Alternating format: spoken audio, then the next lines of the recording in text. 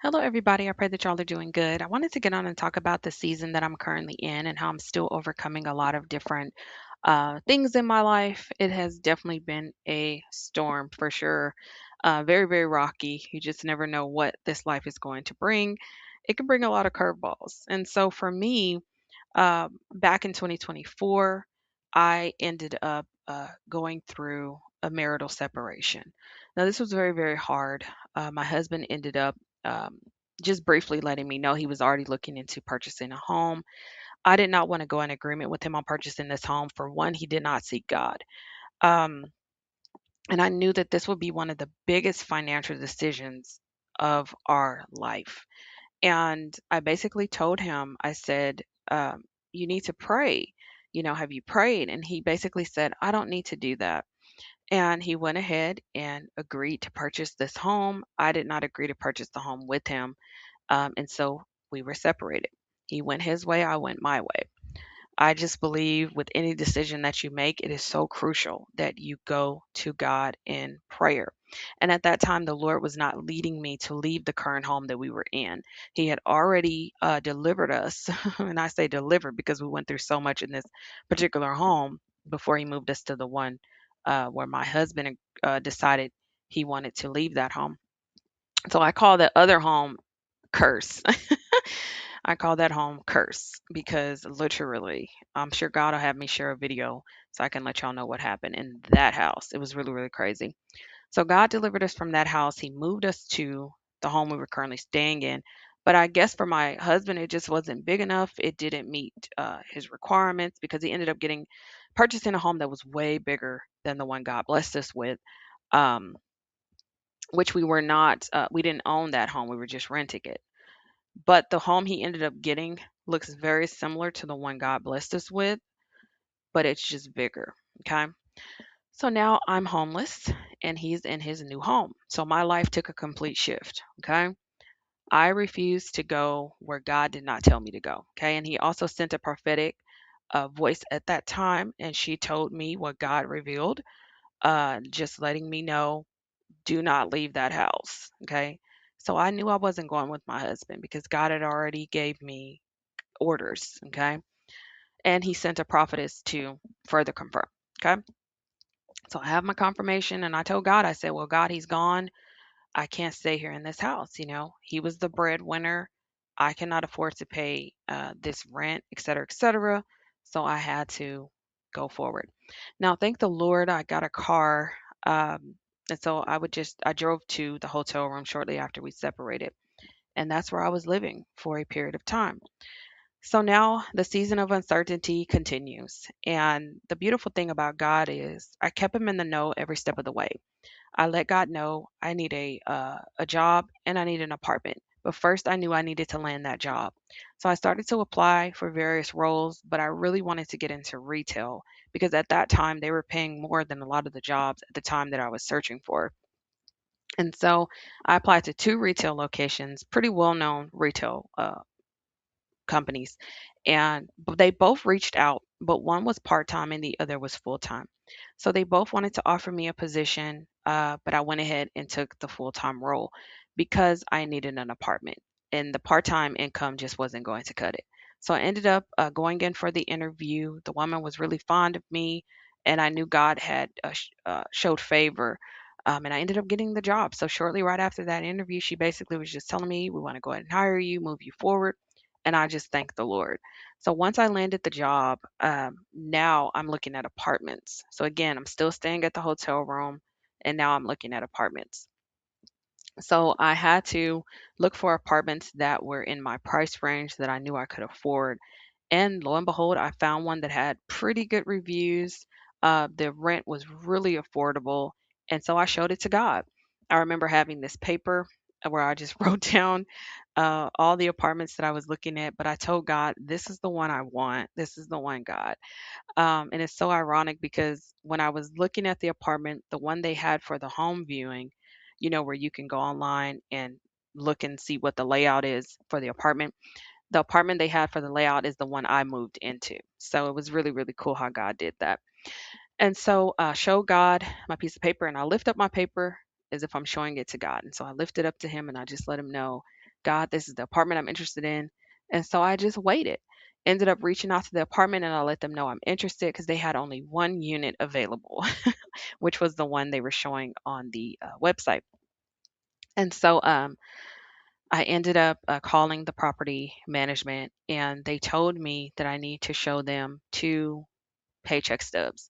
So I had just started working here at the retail location. I didn't have two paycheck stubs. So I knew I need to hang in here long enough to get this apartment. So that's where number three comes in. The warfare immediately started. As soon as I started working at this job, my supervisor, it's just like she targeted me. She did not like me.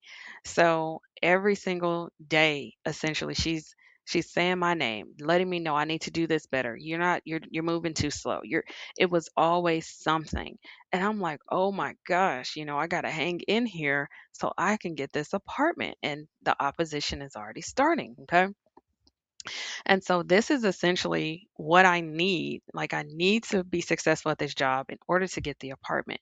And so every week I'm reaching back out to the property, just letting them know I'm still interested. And then come to find out, I think by this time I'm close to having my two paycheck stubs at this time. She let me know that somebody else was interested in viewing the apartment. So now I'm freaking out and I'm like, oh man. And I'm going to God in prayer and I'm like, God, please don't let them get this apartment. Please. And so lo and behold, they did not get it. And now I have my two paycheck stubs. And I ended up getting this apartment. And this is the one that I'm currently living in now. So, y'all, I wish I could say it got better once I got into the apartment, but that's when the real opposition came in. I thought it was just me dealing with warfare at the job, but I started going through spiritual warfare in this apartment. Okay. When I tell y'all, when the enemy sees that you are actively working towards bettering your life, building your life, improving yourself, right? You're done with Egypt. You've crossed over into the wilderness. Okay. That enemy is going to try everything he can to get you to go back or get you to give up. And so that's what he was doing. Um, But even through that, I just kept pushing. I just kept going. I did not stop. I had a lot of sleepless nights. I had moments where I told God, I cannot do this. I'm ready to give up. I had thoughts of even going back to my husband. God was not having that. I can't remember the scripture he led me to, but I believe it was Leviticus. It's the one where he says, Be ye holy, for I am holy. Since I'm on my computer right now, let me see if I can look it up. One second, y'all. Um, I just remember him telling me to be holy. But here's Leviticus 19, verse 2. It says, one moment, y'all, because I want to get the right translation. Speak unto all the congregation of the children of Israel and say unto them, Ye shall be holy, for I, the Lord your God, am holy. And I knew that he was just letting me know there is no going back. You're going to remain holy. So with my husband, there was a lot of compromise. It was a lot of walking on eggshells. I didn't want to argue, just wanting to please him. You know, Oftentimes we stay in these marriages because we believe we have to. A lot of it is tied to shame, codependency. What will people think? If my marriage falls apart, what are they going to say? And at that time, there was a lot of lies being told about me. And there was no way for me to defend myself. God didn't even want me to defend myself. We have to trust God no matter what season we're in. And like I said, it caused a lot of instability. I didn't know what I was going to do. It's very fearful. And I know a lot of women are afraid to leave their marriage. They know that their husband is committing adultery. They know that their husband is causing insecurities in them, abusing them, etc. But they stay because of fear financially. What are people going to think? Can I really do this? Can I make it on my own? And so when the warfare intensified, I did have thoughts many times of going back to my husband, but I knew going back to him would mean I would go back through what God just delivered me from. And so that's something you have to think about. Do you really want to go back through that? Okay. So not only was I dealing with warfare in the job, but there was also warfare in the home, like I said before. It was a lot of generational curses. God started revealing a lot to me that needed to break, a lot of patterns that needed to stop, a lot of cycles. Okay. So that was a fight in and of itself, so I can get freedom, so I can get my breakthrough. Okay.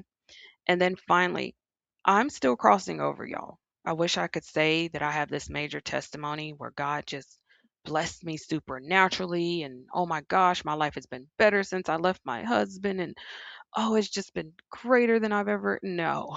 Okay. I'm still I'm still crossing over, y'all. Okay? There's still a lot that God still needs to heal in my heart.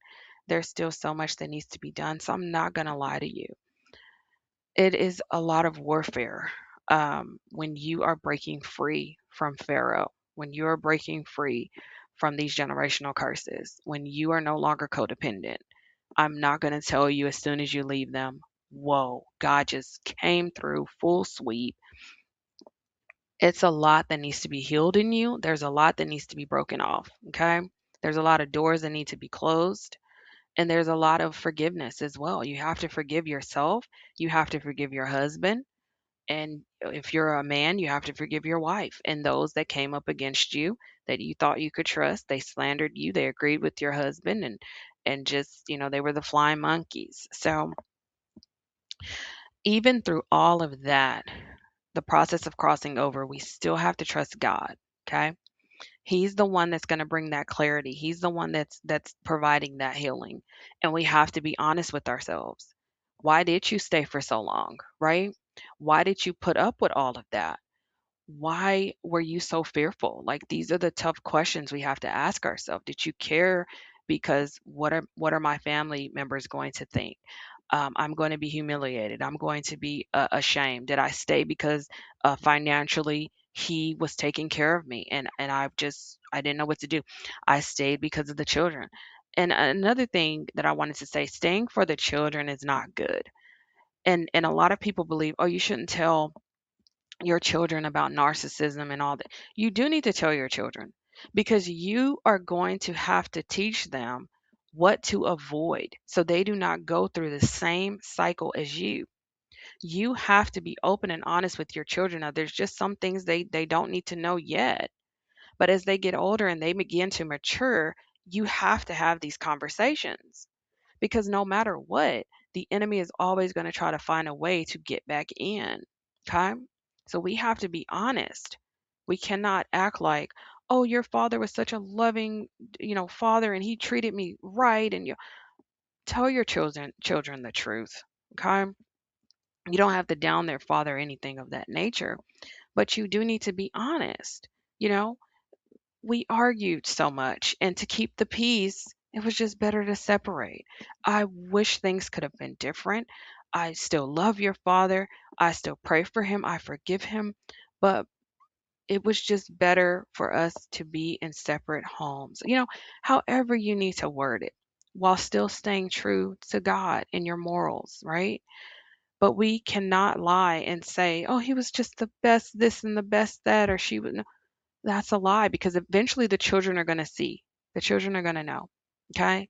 So I just pray that this helps whoever it's meant to reach.